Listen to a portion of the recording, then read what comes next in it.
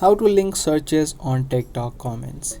Hey everyone, welcome back to a new video on TechTube.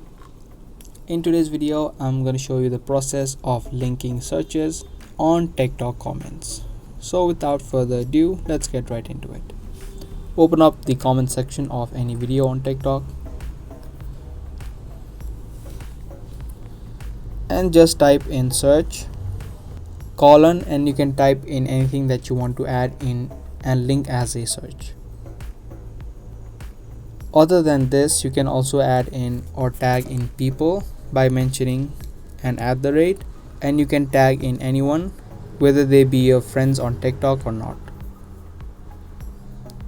So basically there are two things that you can do. Either you can link in searches or you can also mention in other people and they will get notified that you mentioned them in the comments. So that was a video of linking searches in TikTok comments. I hope this video helped you out. If it did, be sure to subscribe, share, and also give this video a thumbs up. I'll see you guys in the next video. Thanks for watching.